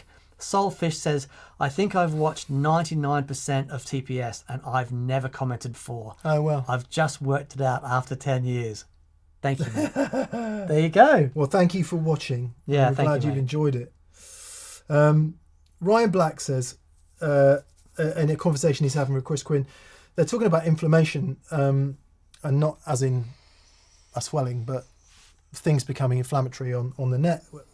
It's just a commonality I've noticed over the last year, and it's popping up in different interviews I've heard with physicians and biologists, etc., from COVID to cancer. Yeah, so I think what I'm coming on the back end of a conversation there, but there is this... I mean, it's always been the case, hasn't it? You want to go and read an audio file forum or cameras. Oh, don't go in the camera forums. Oh my God. The audio and some of the pro audio forums, they go from like 0 to 2,000 miles an hour with one comment. Yeah, it's incredible. So I'll finish on a positive and say that I do think that all of that stuff is a wake-up call to those people, and it ain't going to happen overnight, and it won't happen to all people at the same time, where more and more people continually get a realization that this is not the way to be. Yeah. This is crazy to do this, and it's a collapse of critical thinking, it's a collapse of logic, and it is a collapse of empathy and compassion for other human beings. And all right, how many people on the planet? 8 billion? That's More than that? 13 billion? No, I think it's about 8. It's quite a big number. 8, yeah. One by one, it's going to take a minute. Yeah. But it is happening. And it is happening. More and more people, you might see your kids on the end of some abuse or in a difficult position online, or you might experience it yourself. And one by one, you're like, nah, this is not the way to be. So that's my hope. Yeah. That's my hope. God, that was a long answer. But it's an important question. Thank you very much for asking it. We do like talking about it. And just to say thank you to everybody who has said lovely things about what the TPS community, I can't read them all out, but what TPS community means to them, and it does to us as well. Yeah. That's our focus, right? Thank you, guys. Thank you, everyone, for saying nice things. Here's your nice chord. That could have been nicer. More resolution, please. Thank you. Let's get back to it. Tubby Mac, hey Tubby Mac, wants to know, can we recommend an alternative to a Pete Cornish SS2? Yeah. I don't know it well enough. Doesn't it have like really good dynamics? Yeah, so it'll does. kind of It's really great. cave in a bit when you hit it, like company, almost compression. There's a company, their logo's like a mountain, like a snowy mountain. And they do, hang on, I'll tell you who they are.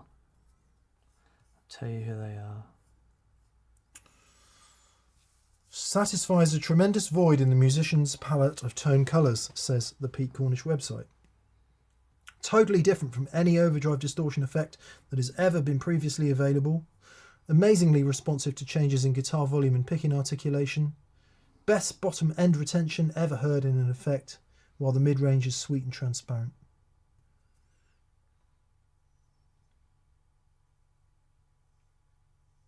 Well, I want to try one now.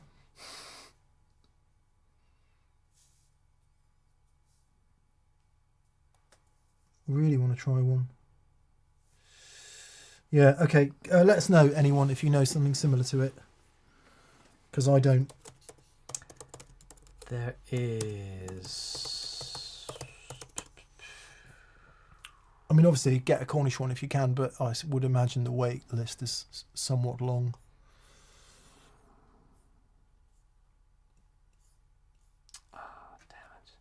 Vic Audio, Buffalo Effects, Mojo Hand Effects, No. Barber Limited, apparently, Barber, yeah. is LTD. Oh, Yeah. come on, brain. Don't know. Don't know. Let's see, what's everyone saying?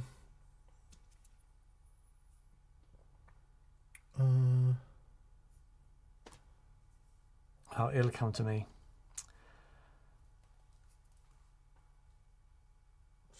Is that like what the Chief plays, says Matthew B. Kennedy. Yeah, because he's got a Cornish... We've got Paul Stacey's Cornish on his board, hasn't he? Oh, does he? Yeah, that would make sense. This would be Noel. Yeah. Let's see, I've got a picture of his board here somewhere. Thanks to BV. Yes, thank you, mate. I think Noel might have published it. Yeah, he did.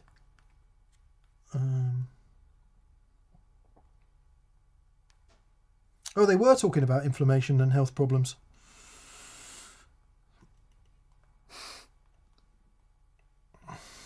SS2, yeah. It's on Noel's board. with Paul Stacey's name Paul on it. Stacey's name on it. Brilliant. No, if you want to know, Noel posted somewhere.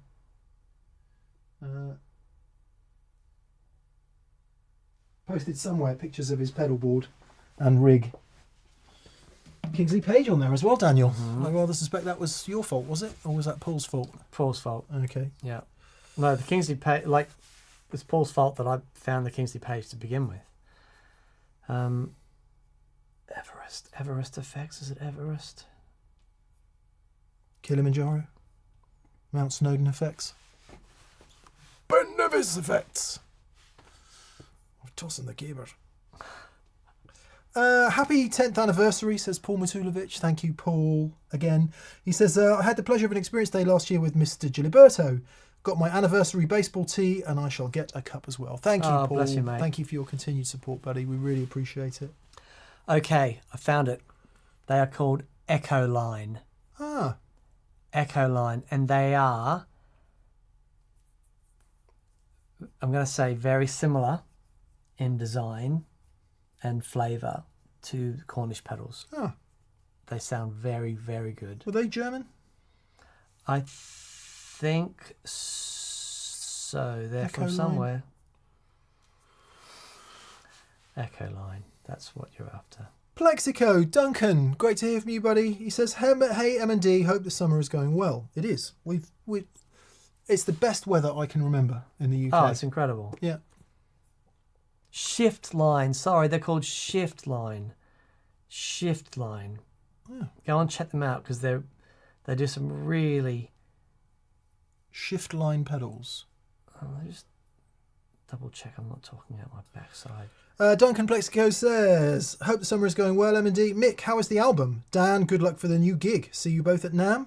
Come on, it'll be fun." Thank you, mate. Mick, how is the album? It's what is it? It's waiting. I'm hoping to do some work on it over the summer when I get a bit of time off. And it's proceeding with increasing clarity in the brain. Oh, brilliant. But I just need to get in a room with some people and work some ideas through. Dan's is finished. Mine is finished. Got any CDs yet? Nope. It is Echo Line. It is Echo Line, the one you want.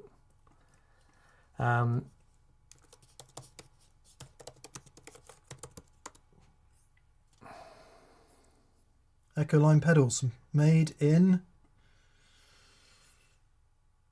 Oh, we've got some of these. Yeah, we do. UK guitar and amp technician Andrew James. Hello, Andrew James, if you're watching this.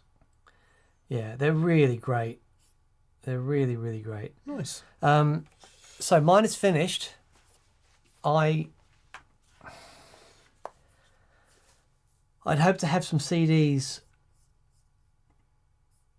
ready for this gig, and I have some ready for the next one. I'm not going to make excuses. I just haven't done it. I've had other priorities. It is that thing, like, just even if I just get 100 made, you know, just to say I had some made and put them in the TPS shop and take it, you know, sell one every now and then, use them as coasters. You'll sell them, mate. Chuck them at, you know. This is the artist valuing his art. Mind you, you're doing better than Van Gogh.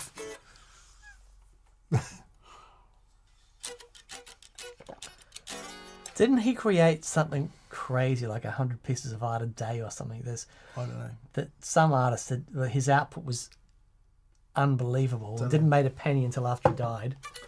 If you do want to cut one of your ears off, though, can you make it that one? So I don't have to look at it. That is a deal.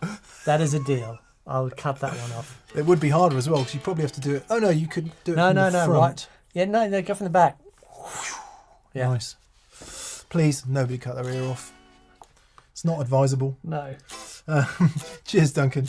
Neil Levine. Hello, Neil. He says, the 10th anniversary thanks to Mick, bless you, for all the hard work he puts into the production values of TPS, from the editing to the audio to the quality of the video descriptions. It makes all the difference. Thank you, Neil. Yeah, it really does. And this is what I was saying before. That's, you know, something that seeing what Mick could pull out with even the most basic camera is incredible. And I can't do that. All my vlogs, and I really try hard. I really do. But Mick he has this beautiful way of lighting, and he understands all that stuff so great. And it's like, yeah, it's wonderful. I also have the distinct advantage of working in a set environment day in, day out, and you can micro tweak. So you can learn by your mistakes over time. Right.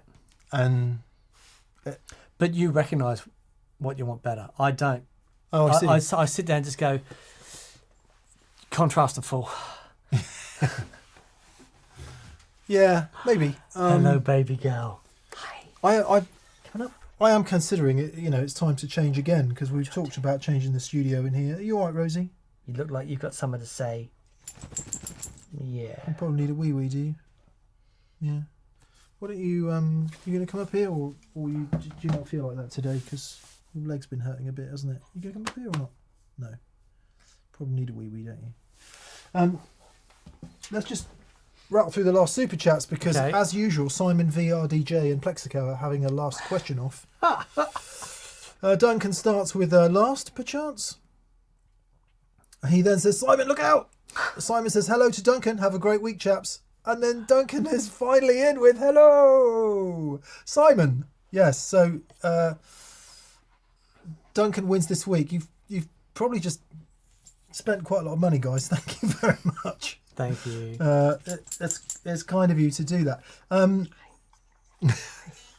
Seattle Phil has got a question in there, but there's no question. So I'll just check if there is actually a question from Seattle Phil.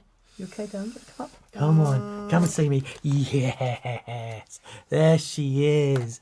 There she is. Hello, baby. And BV is telling us that DevTech audio could be a good alternative to Cornish pedals. Yeah, DevTech. Amazing. Yeah. Yeah. So there we are. If you can't get a Cornish. Hey, princess. Or Cornish, as Paul Stacey says. Yes. Does anybody call him Cornish? No. That was a Rolls Royce, wasn't it? Yep. But, yeah. Rosie's in the house, everyone. Give it up for Rosie. Yay! Yay! We had no question from Seattle Phil, so Phil, in your honour, we'll take one from the chat. You look so pretty. Um, Can you say hello? Can you say hello to everybody? Can you say hello? Yeah. Hi. Mark Stockhill. Mark Stockhill says, Mick and Dan, do you have any experience with the TC integrated preamp? Or a modern equivalent? Do you have any recommendations? TC integrated preamp. I don't even know what that I do is. not know what that one is. I don't know what that one is. Hi. Hi. It's an old... Love. Oh, that's interesting.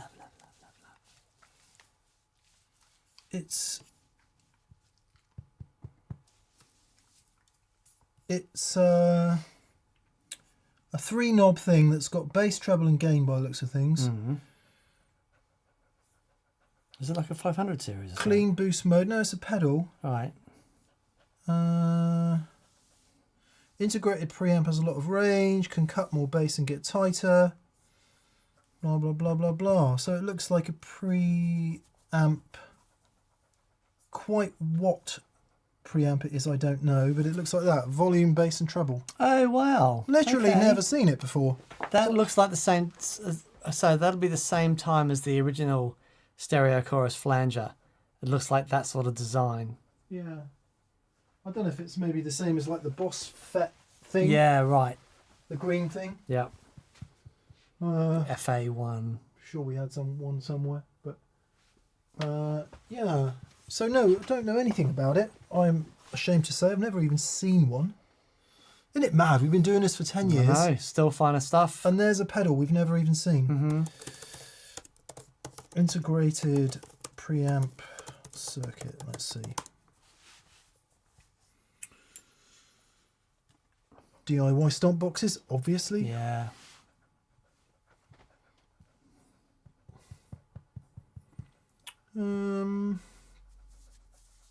Oh, Miss Sugar have used it, Oh, cool. which is one reason it's popular. Mm-hmm. Up to 30 volts, active bass and treble plus and minus 15 dB. My sugar, my salt, my pepper. All my condiments. Yeah. Yeah, it was funny, wasn't it? Did Uncle Dan make it funny? Yeah, I thought it was funny. So what is Q Yeah. then? That's a transistor, is it? Bobby. Shall we? So what is it? Yeah. I'm just wondering what's in it. Q1, Oh, okay. Q2 transistors maybe? Someone will know. Mm-hmm. Come on. Look. Anyway, looks like a transistor-based boost. Or an op-amp. Yeah. Come on. Who's telling us then in the comments? Who's telling us?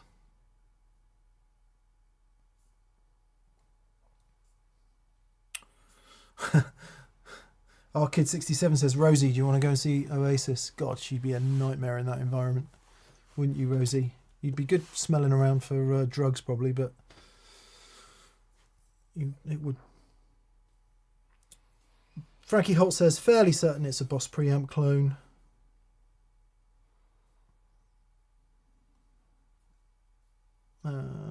Yeah, that's as much as we know. Discrete transistor or early op-amp based circuit. So there's a couple of different versions apparently. Yeah. Sorry, we don't know. Let's try and get one. Let's try and get one. Lots of people sending much love to Rosie. There you go, Rosie. she's so People out there beautiful. love you. Johnny T, out of interest, have both of you had higher education? Yeah, briefly. Yeah, just the Conservatorium of Music, if you can call that higher education. What was your qualification? Nothing. You finished with what they call an associate diploma. Right. Whatever In that jazz? means. In music. It was more broad. But I never finished it. Oh, you didn't? No. Oh, okay. Sort of got... I got not even 3/4 of the way through, but sort of most... I just had too many gigs. It's like, okay, well, I can stay up here where there are no gigs, and it was really fun doing it, or I can go down where there are gigs and play. Yeah, Well, I gave up chose one of the my gigs. A-levels because I had a tour to do. Mm. But I have a BSc in social sciences. There you go. I have a undergraduate degree. Is that what they call it?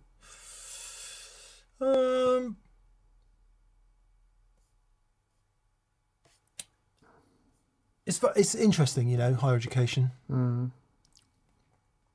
Because obviously it's about the education. Yes. Especially if you want to do a professional thing like be a doctor or a lawyer or whatever it is. But I think for a lot of people, it's also a life education. Like I lived in a small town and I'd never really been anywhere.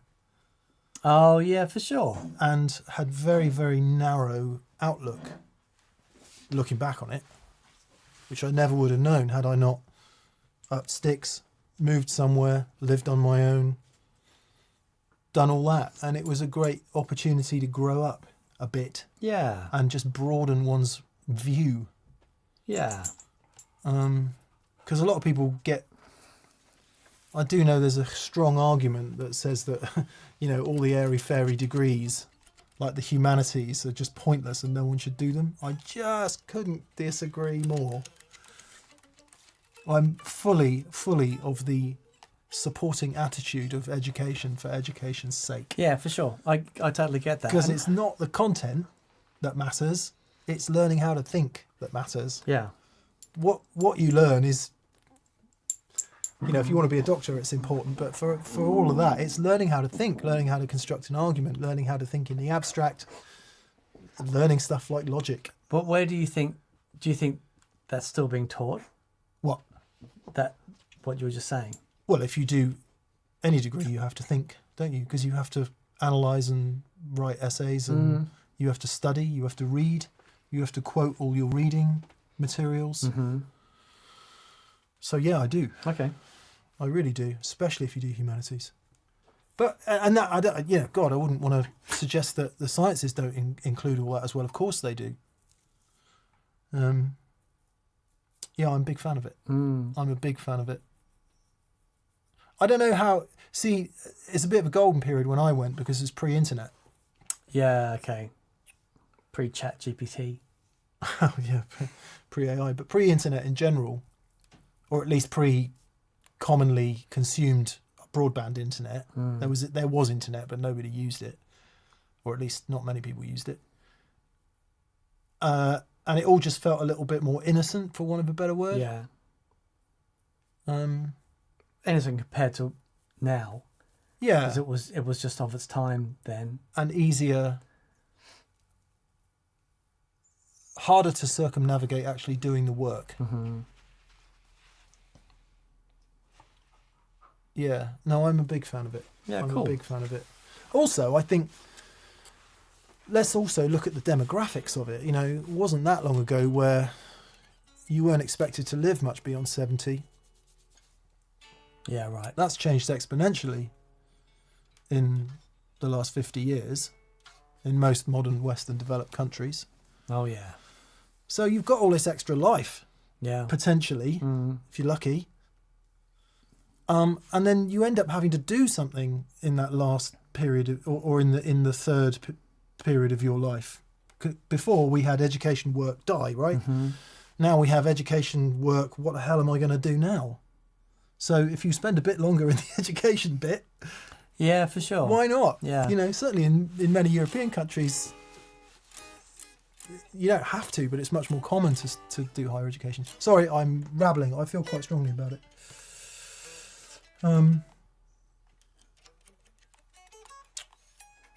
Yeah. Equally, vocational stuff, education in that way. Yeah.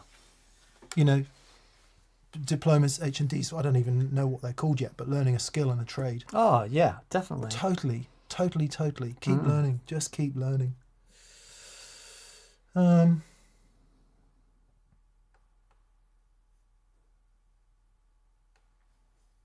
Yeah.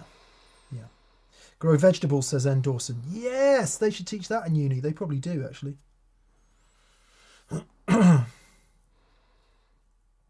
Frankie Holt says, at 55, I've outlived most of my family tree. Yeah. Oh, wow. Here we go. Finish it on a pedal question.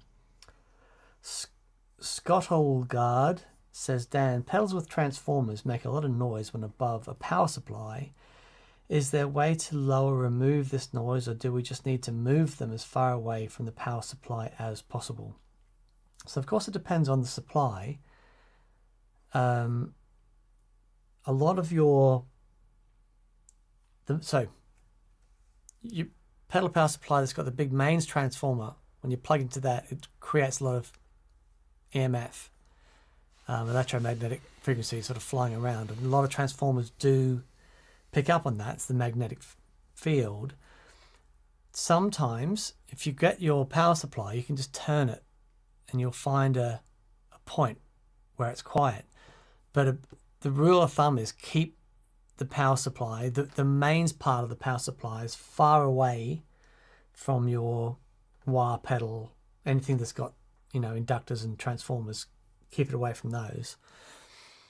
It's one of the reasons that we design, and a bunch of other companies design, power supplies that have an external mains power source. And it's also the same reason that all the professional mixing desks have external main sources, so that you can put the big transformer in somewhere that's quiet and just have DC running to the desk or to the board or whatever.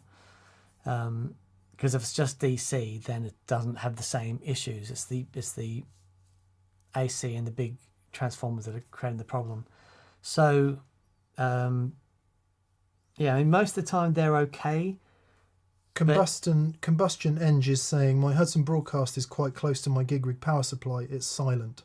Yeah, so the gig rig power supply doesn't have that issue because it's where you have your thing. But also, so we have your thing where you have your hello, baby girl. You've got, say, your Gen X, and then the main supply. Gen X can be anywhere, and it won't create any more noise. But yeah, I mean, it just depends. It depends on a lot of things as well. It depends on any other noise sources and stuff. So, as a rule of thumb, if you've got transformers and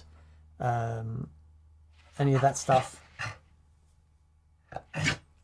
just keep them away from the big mains input stuff. Rosie's getting a bit... yeah, she's been very good. All right, we'll go in a second. Combustion Eng also says transformers are directional, so if you rotate through 90 degrees, that could help as well. Did you say exactly? that? Yeah. Yeah, okay. All right. Same thing as rotating the pickups in a noisy environment.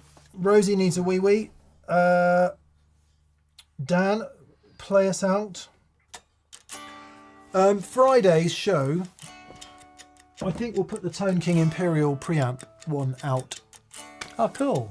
Or guitars through bass amps, whichever is going to be the quickest to edit. So it'll be one this week and one the following week. Both interesting. Oh, nice. Are you doing that on Thursday? I think so.